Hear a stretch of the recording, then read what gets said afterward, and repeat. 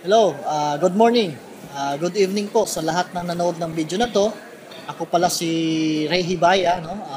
Nagtrabaho sa Dara Engineering Consultant. Isa po akong architect, pero hindi po yung dahilan na nandito ako ngayon. Nag-testimony para kung ano, no?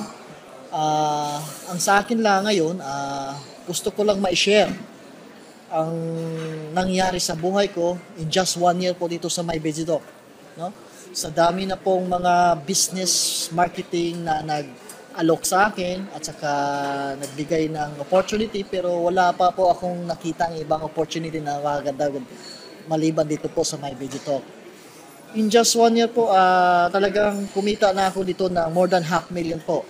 So, ngayon, every month po, every month na po ako ng 80,000, 100,000, minsan sa isang linggo, 100,000, more than 100,000. So, guys, sa trabaho lang po ito, ginagawa ko lang po ng 2 to 4 hours lang po, every night, every day, no? Committed ako sa trabaho to.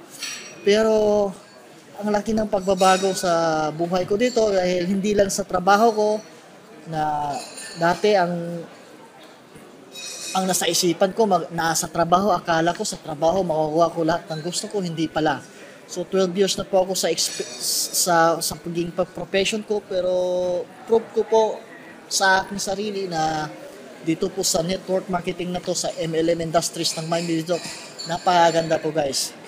No? Kung sino man ang mga taong nag-alok sa inyo sa business na to, hopefully guys, wag na kayo magdalawang isip. Dahil napakagrabe, grabe ang opportunity nito at hindi lang sa internet po ang gamit, hindi lang po yung mga products na napaka-powerful po. Alam na alam po natin na ang internet po isa po ngayon ang isang pinakamagandang business na nasa buong mundo, no? Kung mag-business man lang tayo, why not na sa internet na? Dahil nasa internet po lahat ang mga tao ngayon nakatutok. So, kung maisip niyo lang guys kung gaano ka-potential ang business na to, so kung why not na hindi niyo subukan? Kasi lahat lang naman talaga ng bagay is subok-subok lang. So, kailangan lang nating sumubok at saka magsipag kasi sa trabaho natin, grabe na talaga yung pagsisikap natin at saka grabe yung pag-uunawa at pasensya sa mga amo natin. Alam ko na napagod na rin kayo at pagod na lalo na sa mga OFW kagaya ko. Pero guys, isipin nyo kung bago kayo magdesisyon dito, kailangan yung magseryoso kasi hindi po ang opportunity agad na andyan yan ang agad na ibibigay sa inyo kung walang proseso po.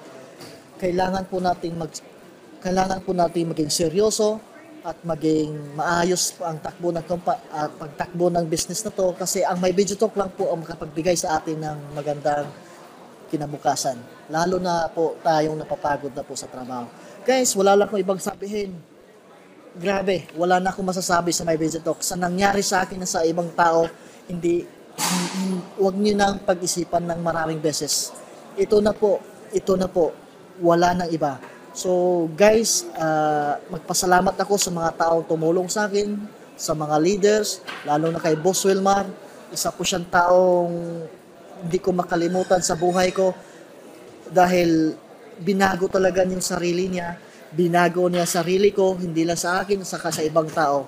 So, hopefully guys na